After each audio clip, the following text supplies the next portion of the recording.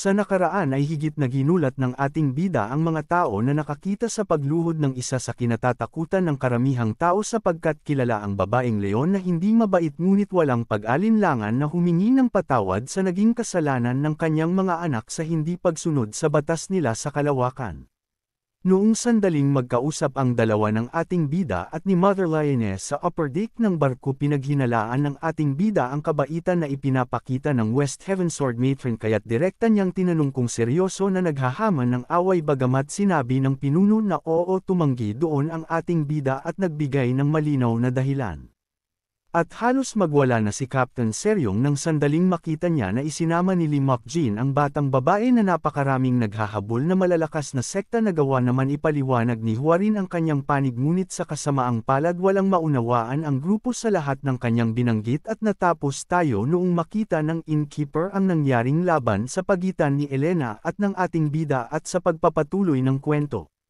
Dito sa ika-32 na distrito ng Heavenly Demon Sect sa parehong oras na pinapanood ni Mr. Wang ang laban ni Elena ay gayon din ang siya nangungunang balita dito sa buong planeta ng Heavenly Demon at matapos nga masaksihan ng buo ni Commander Jong Ritek ay mababakas sa pagmumukha nito ang matinding pagkabagabag gayong ang nilalang na kanyang ipinatugi sa Greenwood Sect ay humantong sa pagkabigo at nagawa pang patumbahin ang The 8-Foot Fighting Elena. Hindi niya mabatid na ang ginamit na kasanayan ng bida ay mula sa kanilang ninuno ni hindi man lang niya napansin na demon technique rin ang kanyang nakikita hanggang sa may biglaan na lamang may nagsalita sa kanyang likuran. Na nagtatanong kung ano ang kanyang sa palagay kung may pagkahalintulad ba raw ang martial arts technique na ginamit. Di na nga halos namalayan ni Commander Jong Ritek ang pagpasok ng matron sa kanyang teritoryo sa labis na pagkatuon sa pinapanood na laban at dito ay ipinaliwanag na ng Commander ang pagkilala na iyon raw ay isang mataas na antas na martial prowess pero iyon daw ay hindi pa niya nakita o narinig kailanman. Subalit pinagdudahan ng Commander ang naging pahiwatig ng matron leader na bakit naman raw nagsalita ang sword matron nang kung iyon ay pamilyar sa kanya. Sandaling nagkaroon ng katahimikan sa magkabilang panig ngunit punong-puno ang bawat isa ng may pagdududa sa bawat isa at sa loob-loob ng sword matron sarkastiko ang nilalaman ng kanyang isipan na hindi magawang paniwalaan na walang kinalaman ang Heavenly Demon Sect sa mabigat na usaping ito. Para mas maging malinaw itinanong na lamang ng matron na kung gayon bakit mo hinahabol ang taong ito gayon din ay bakit mo rin isinangkot ang Greenwood sa iyong mga kalokohan gayon man ay hindi natinag si Commander Jong kahit alam niya ang pangit na ugali ng sword matron. Matapang na sumagot ito ng punong-puno ng kumpiyansa binanggit na ukol sa bagay na iyon ay isa iyong panloob na usapin sa loob ng aming sekta kahit na ikaw ay ang sword matron na namumuno sa West Heaven Cosmic Ozone hindi ito isang bagay na dapat mong pakialaman. Pagkatapos ng kanyang hindi maayos na tugon ay may isang ganap na halos hindi napansin ng Commander na may dumaplis na pala sa kanyang leeg na pag-atake ng basta.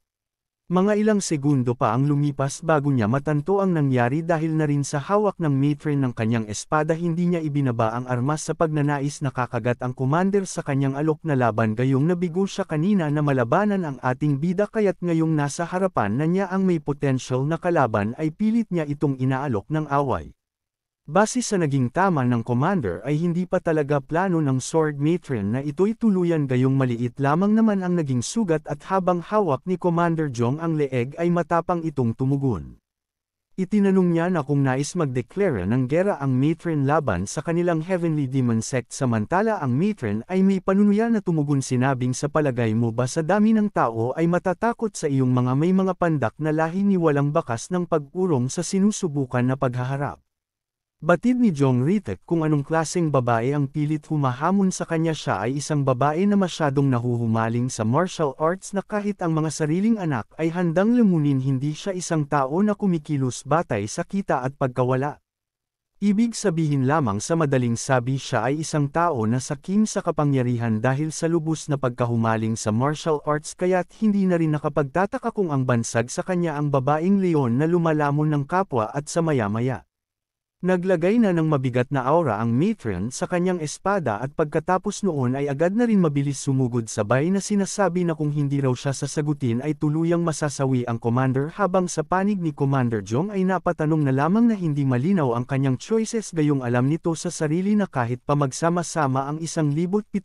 na martial artist ng kanyang sekta ay hindi rin niya matitiyak kung paano malalampasan ang West Heaven Sword matron. Gayunpaman ay hindi siya nagpakita ng karuwagan bagkus matapang nitong tinanggap ang alok na laban pinasinayahan din ito ang babaeng naghahaman ng away na kung talagang gusto mo ang lahat ng 1,076 na martial artist na aking sinasakupan mas mabuting magmadali ka na ako ay tapusin diba at sa kabila naman ay may naalala si Mother Lioness sa sandaling ito. Sinasabi nila na ang sekta ng Heavenly Demon ay nasa hindi magandang estado patuloy sila na naghihirap sa bawat araw at naging sanhi ang usaping iyon na bahagyang kumalma ang matron tumigil rin muna siya sa pagsugod at binanggit kay Jong Ritek na iyon ay ang Demon Heart Sura Sword Technique. Napahinto din si Commander Jong matapos niyang marinig ang sinasabi ng matron gayong wala siya dito maunawaan kaya naman sikap niyang itinanong kung ano nga ba ang ibig sabihin ng babaeng pinuno malinaw naman na ipinaliwanag ng matron ang kanyang mga ibig sabihin. Binanggit niyang ang Heart Sword na siyang puminsala sa aking anak na babae iyon ay ang Demon Heart Sura Sword Technique ang pangalawa sa martial hierarchy ng makalangit na sekta. At dito ay bahagya ng naiintindihan ni Commander Jong Ritek ang sitwasyon kung bakit nagiging mapusok ang matron sa paniniwala na may kaugnayan ang sekta ng Heavenly Demon kung bakit nakalatay ngayon si Elena kaya naman agad niyang pinabulaanan ang mga aligasyon na ang kanyang sekta ay walang kinalaman. Malakas ang kanyang pagsasalita na ipinapaliwanag na ang Demon Heart Sura Sword Technique bagamat ito nga ay sa kanilang lahi subalit ang teknik na iyon ay libong taon na ang lumipas noong mawala sa kanilang sekta. Idinagdag pa ni Commander Jong na nag-exist na lamang iyon sa kanilang kasaysayan at dito sa kasalukuyan ay wala ni kahit isa ang nagsasanay pa noon sino man sa mga alagad ngunit natanggap ng Commander ang pangungutya ng matron na ang sabi hindi ko na problema ito kung ang iyong kaalaman ay kapos. Gayong nasabi ko na sa iyo ang lahat ng aking nalalaman ngayon ay magtatanong ulit ako sa iyo sa huling pagkakataon. Bakit mo hinahabol ang taong iyon at ang kanyang tinutukoy dito ay walang iba kundi ang ating bida sumulyap si Commander Jong Ritek sa larawan at nag-isip ng maigi sa kanyang bibitawang pagsagot gayong nakasalalay na dito ang kanyang kaligtasan kasama ang lahat ng tao sa planeta ng Heavenly Demon. Sa maglaon iba na ang kanyang sinabi na sa halip sabihing si Lee Mokjin ang kanilang tunay na tinutugis ay sa iba ibinaling ang tuon. Hindi raw ang lalaki ang kanilang hinahabol kundi ang babaeng kasama na nasa likuran ang dalaginding na sikap ipinagtatanggol ng ating bida sa mga mapang-api na nilalang ng walang malinaw na dahilan kung bakit at dito na rin muna naputol ang eksena gayong lumipat naman sa Televatra Orbiting Star System. Ang Orbiting Star System na ito ay dito matatagpuan ang Mount Hua Planet ang planeta na siyang bayan ni Huarin at Robert. Sa mga ilang oras pa ay dumating na din dito ang grupo ng ating mga bida hindi dahil sa gusto lamang nilang matulungan si Huarin na masagot kung bakit ang mga mamamayan ng Mount Hua ay gusto siyang patayin kundi pati si Robert ay masyadong apektado sa natanggap na balita na may maaaring may hindi magandang nangyari sa kanyang sinilangang bayan kaya't sama-sama silang nagpunta sa planeta. Mula dito sa Mount Hua Planet ng Huaham Country kung titingnan ay tila naman walang kakaiba at tila nasa ayos rin ang mga bagay-bagay dito ngunit kapansin-pansin bagaman bukas ang mga tindahan ng palengke ay wala naman makikita ni kahit isang tao sa lugar. Gayong ito'y hindi pangkaraniwan sa isang lugar na dapat ay maraming tao ang nagtitipo naging malaking tanong ito sa grupo ng ating mga bida lalo na si Captain Seryong na unang nagtanong na bakit daw kaya ay lubos na wala ni isa sa tao ang makikita dito sa kabila ng nasa maayos naman ang lugar at walang bakas na may maaaring naganap na paglalaban o di naman daw kaya ngayon ay holiday season kaya't wala silang makitang tao sa labas ng lungsod. Hindi sumang-ayon si Robert sa pahayag ni Seryong gayong makikita naman na bukas ang mga pintuan ng lahat ng mga tindahan sa buong palengke at nayon habang si Sonja ay mabilis pinag-aralan ang planeta at mayroon siyang natuklasan. Ang bayan na ito ay halos mahigit 10,000 ang bilang dapat ng mga naninirahan subalit wala raw ditong tanda ng may buhay kaya't kulang na lamang magwala si Robert at kanyang napagdiskitahan ay si Captain Seryong gayong siya iyong nasa malapit.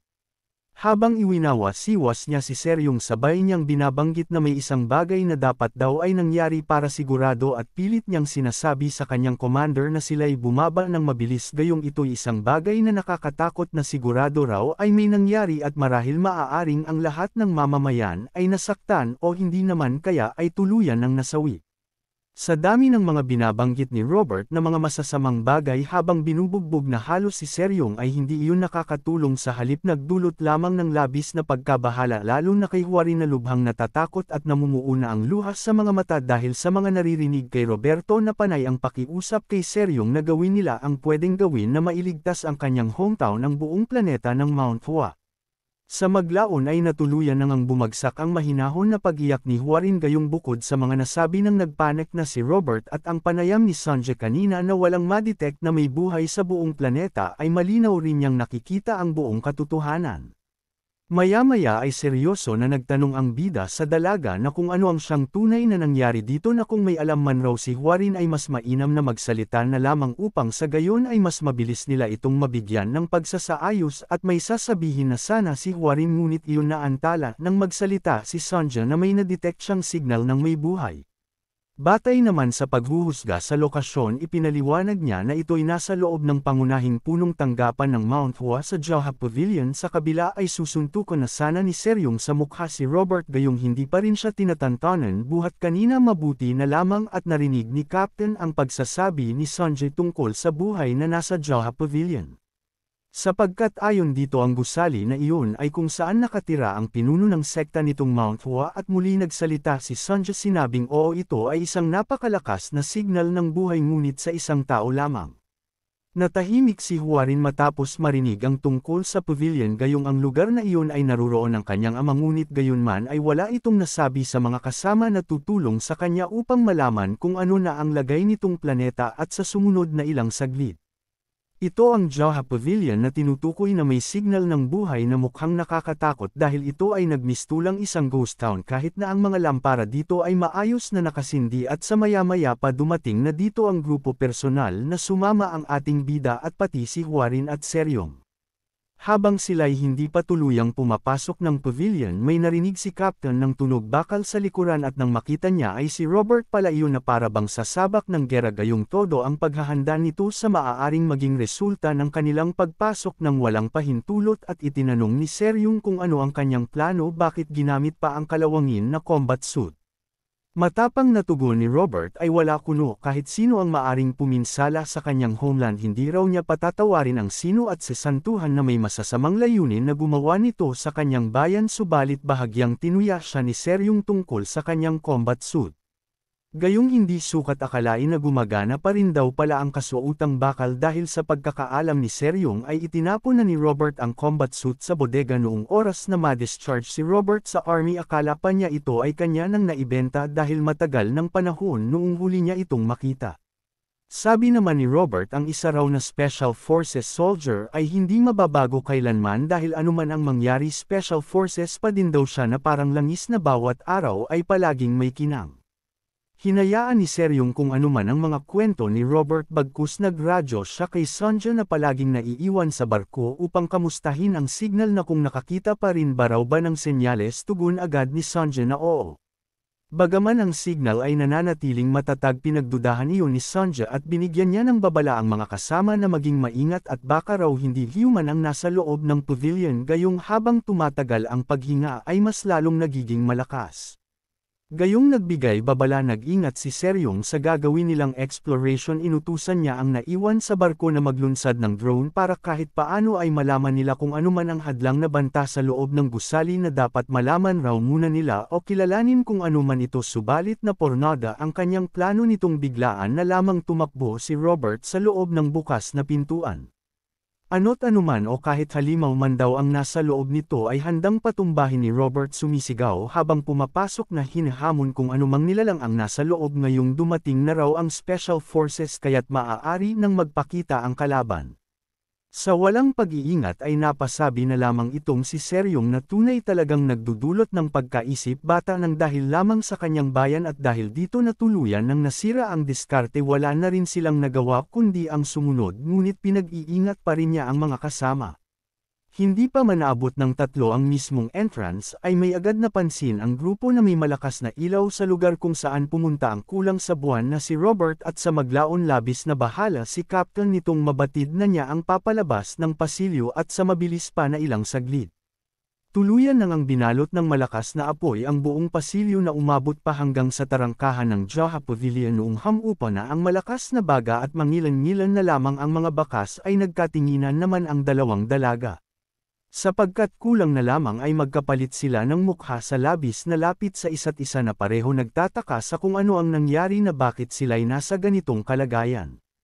Tungkol sa bagay na iyon ay gayong sabay sila na ipinagtanggol ng ating bida sa takot na maaring mapahamak kaya't ginawa niya lahat ng maaring gawin maprotektahan lamang ang dalawang dalaga sa pamamagitan ng kanyang matatag na bisig. Maya-maya ay nagtanong si Seryong kung ano raw kaya iyon na bakit may gayong baga ang biglaan na lamang lumabas ng pavilion subalit hindi natapos ang kanyang mga sinasabi dahil binitawan na siya ng ating bida na naging sanhi ng kanyang pagkahulog sa hagdan hindi tulad ni Huarin na iningatan ng bida bagamat batid niya ang nangyari inanyayahan na lamang si Seryong na sila'y umalis na. Di na malinaw kung anong sunod na nangyari gayong tumalo na ang eksena dito noong sandaling makita na nila si Robert na tila nasunog at ni hindi man lamang gumagalaw sa pagkakatayo. Nagtanong si Captain Seryong kung buhay pa ba o hindi na ang nangahas na unang pumasok at pagkatapos direkta na niyang kinausap ang nasunog na Robert na kung buhay pa ay tumugon raw sa kanya ngayon rin mismo subalit ito'y walang nakuhang pagsagot kaya naman tinawagan na niya si Sanjo upang alamin kung natuluyan na ba talaga ang lalaking ito at sa kabutihang palad. Iniulat ni Sanjo na hindi siya napinsala magpasalamat na lamang raw sila sa combat armor na ginamit na siya rin ang gumawa upang makaligtas si Roberto gayunman may pagtataka pa rin si Seryong na kung gayon bakit naman daw hindi man lang ito gumagalaw o nagsasalita man lamang. Ayon sa hinala ng bata marahil na trauma lamang si Robert kaya't sandaling nawala sa pag-iisip dahil doon ay nakahinga na ng maayos si Captain na mukhang pinipigilan ang matawa sa sinapit. Si Mokjin na may nagpatuloy sa paglalakad habang inaasikaso ni Seryong ang isa nilang kasama maya-maya ay may nakita siyang ligaw na talulot mula sa flourishing blossom. Ang isang bulaklak na ito ay bumagsak mismo sa ulo ng ating bida ngunit sa sandaling iyon bigla na lamang nahati ang bulaklak sa maraming parte. Sa sumunod ay mabilis dumami ang blossom na siya rin nagbigay liwanag sa madilim na paligid at sa maglaon sa wakas nakita na rin nila kung saan ba ito nagmumula. May isang lalaki na nasa mabigat na sumpa na ang lalaki na ay ang siyang pinuno ng sekta na ama ni Huarin. Walang salita si Mokjin gayong ramdam niya ang masamang banta ng panganib ng paligid ngunit handa sa anumang mangyayaring pagbabago maliban kay Seryong na agad nagtatanong kay Sanjo kung ito ba ang pinagmumulan ng life form signal. Mabilis niyang nakuha ang tugon na oo sabi ni Sanjo gayong ayon sa data ay tama ang pinagmumulan at sinabing siya ang pinuno ng Mount Hua ang Flourish Blossom Sword Sovereign na si Yong Joksan. Hindi makapaniwala itong si Seryong na ang lalaki pala na ito ay ang mismong Mount Hua Leader Sword Sovereign. Na habang siya ay namamangha sa nakikita ang ating bida naman ay kumuha ng isang bulaklak. Nalaman ng katotohanan na ang mga plum blossom ay binuksan mula sa paraan ng init kaya't ibig sabihin na kamit na niya ang peak of the plum blossom heavenly fragrance heart technique. Gayunman ay may isang malaking tanong siya dito na bakit daw ang plum blossom ay yumabong ng kulay lilang at isa lamang rin ang ibig sabihin nito. Nangangahulugan ito na ang plum blossom heavenly fragrance technique ay nahaluan ng purple mist divine art at dito sa kabilang banda. Tahimik na umiiyak si Huarin nang muling makita niya ang ama sa parehong kalagayan noong isang beses na siya ay umuwi dito sa planeta ng Mount Hua na kanyang bayan. Sa kinalaunan may napagtanto ang ating bida matapos niyang mapag-aralan kung bakit ang pinuno ng sekta ay may nakahalo na purple divine mist at ito'y hindi maganda na titiyak niya iyon dahil ni minsan ay palaging tama ang kanyang hinala pagdating sa usaping gaya nito ngunit dahil sa bigla na lamang siyang natigilan. Lumapit na si Captain Seryong upang siya ay tanungin na kung ano ang siyang nangyayari kung ano ang mali at kung ano ba ang problema. Ibinunyag ni Mokjin na ang Plum Blossom Heavenly Fragrance Heart Technique ay sumasaklaw sa matinding yang. Habang ang Purple Mist Divine Art naman ay na-embodies ng Extreme Yin. Kaya ayon sa kanyang hinuha kahit na ang mga elder ng Mount Hua ay maaari lamang silang pumili ng isang pwedeng gawin ang pagmaster dito. Ngunit dahil rin sa kanyang mga pahayag ay nag-alala si Seryong na kung halimbawa ba daw ang extreme yang ay isang apoy at pagkatapos ang extreme yin naman ay tubig, ano ba daw ang mangyayari kung sakaling sila'y mag-mix. Ayon sa sagot ng bida habang naghahanda nasa kung ano man ang susunod na mangyayari kapag ang isang martial artist ay lumampas sa kanyang pagnanasa sa kanilang mga limitasyon, pihado pangungunahan ng demonyo ang kanilang ugat ng puso upang gumawa ng karahasan, at dagdag pa niya sa kanyang tingin dito ang taong iyon ay hindi na isang ganap na tao kundi isa ng halimaw. Sa sumunod ay inutusan niya si Seryong na kunin ang iba at tumakas, gayong ang laban na ito ay hindi magiging madali, gayunman ay ayaw pa rin mangako ng bida na masisiguro niya ang kanilang kaligtasan, subalit bago pa niya magawa ang pagkitol sa pinuno hindi na iyon natiis ni Hwarin at ito'y nagmadaling puntahan ang kanyang ama na nagsusumamo. Sa likod ay nabahala ng lubos si Seryong, sikap niyang pahintuan si Hwarin sa kanyang plano na paglapit sa isang tao na nasa ilalim ng isang delikadong sumpa, pero dahil hindi siya pinakinggan sinikap pa rin niyang habulin ang batang babae bago tuluyan makalapit, gayunpaman ay batid nitong ating bida na huli na ang lahat upang siya ay mapigilan. Pati si Sonja ay hindi na rin halos magawang gumalaw nang mapanood niya sa live coverage ang nangyayaring tensyon sa loob ng Jaha Pavilion, ang hindi napigil na si Hwarin na lumapit ng tuluyan sa tao na ang kanya palang ama. Hindi din niya napansin agad na may iba nang nangyayari sa buong Mouthwa Planet. Ang pagtigil ng oras ay bumalik na sa normal, ang tiyak niya lamang alam nito na ito'y mapanganib at sa ilang pang saglit. Tuluyan nang naabot ni Hwarin ang kanyang tatay sabay sa pagtakbo ng oras at walang pag-aatubili niya itong niyakap, at ang dalawang naiwan sa likod ay natigilan na lamang matapos makita ang paglapit ng batang babae at pagyakap ng basta, gayunman sa kabutihang palad. Wala namang masamang nangyari at nagkaroon na rin ng pagbabago, gayong naglaho na ang Purple Divine Mist na sumasaklaw sa Plum Blossom, subalit hindi pa din inaalis ng bida ang paghahanda sakaling may maganap na hindi inaasahan. Dito sa panig ng mag-ama ay makikitang niyakap na rin ni Ginoong Yongjoksan ang anak nito nang wala gaanong ipinapakitang malalim na damdamin. Ang malamig na pakikitungo ng sect leader ay hindi napansin ng grupo, bagkus natuon sila sa labis na pagkalito sa kung ano ang tunay na nagaganap sa mga oras na ito. Maya-maya pa ay may iniulat si Sanjay tungkol sa isang kaganapan ng buong planeta, gayong ang mundo ay bumalik na sa normal, at agad na naitanong ni Captain Seryong kung ano raw ang mga sinasabi ni Sanjay, kaya't inulit muli nito ang binanggit kanina na ang lahat ay nasa normal, gayong tumatakbo na nga ang oras, umangkop ito sa tama nitong timeline sa oras na 6:00. Sa sandaling ito ang kalye kanina na bakante ng tao ay bigla na lamang napuno ng mga residente, at marahil rin ang pagtigil din ng oras ang dahilan kung bakit ang lahat ng ilaw kanina ay mga nakasindi. Katakataka talaga dahil ang mga residente na nawala o nawawala kanina ay basta na lamang rin lumitaw ng sabay-sabay. Habang niyayakap pa rin ni Yongjoksan ang kanyang anak na babae ay hindi pa din makaget over itong si Seryong dahil sa mahiwagang eksena, ngunit iba ang ating bida, gayong ito'y seryoso sapagkat iba talaga ang kanyang sa palagay. Abangan sa susunod nating video ang pagsama ni Sonja sa grupo na nasa lupa, kung saan ay matatanong siya ni Seryong kung gumagana ba ng ayos ang kanilang bioscanner. Syempre tiniyak niya na nasa mabuting kondisyon ang kanilang scanner, ngunit nang subukan niya ito ay may natuklasan siyang abnormal ang pagkatuyot ng panloob na enerhiya ng lahat ng residente.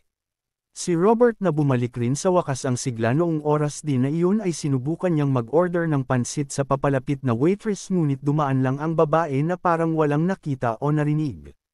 Masasabi na rin ni Hwarin sa ating bida ang tungkol sa naganap noong oras na umuwi si Hwarin dito, kung saan ay pareho rin sa ngayon ang nangyayaring ginagawa ng kanyang ama, nagtatrabaho ng normal, umiinom ng tsaa, pumupunta sa inspection, kumakain at bumibisita ng hardin. Hindi pinaniwalaan ni Mokjin ang kanyang mga panayam at sinubukan paglaruan niya ang sect leader, bagaman binalaan siya ni Hwarin na maging maingat ay binaliwala niya iyon, bagkus inagaw pa niya ang baso, ang isang malaking pagkakamali na kanyang ginawa na muntik na sa kanyang magpahamak, gayong matapos noon ay naging agresibo ang sect leader. At nang ibalik na niya ang baso bigla rin bumalik sa normal ang lahat, ngunit makalipas ang ilang oras habang naglalakad sila Seryong sa gitna ng kalye ay huminto na naman ang pagtakbo ng oras, ang maraming tao ay bigla na naman naglaho sabay noon, ngunit nakaramdam ng takot ang tatlo na nasa bayan dahil matapos mawala ang lahat ng residente lumitaw naman ang napakaraming robot sa buong lungsod. Bagaman noong una ay hindi yun ikinabahala ni Seryong gayong ang mga robot ay ginawa na hindi pwedeng manakit ng human ngunit mali ang kanyang sa palagay gayong kung hindi siya nakaiwas tiyak na tuluyan na siyang nasawi kaya naman sama-sama natin alamin kung ano ang kanilang gagawin upang matakasan ang napakaraming makina.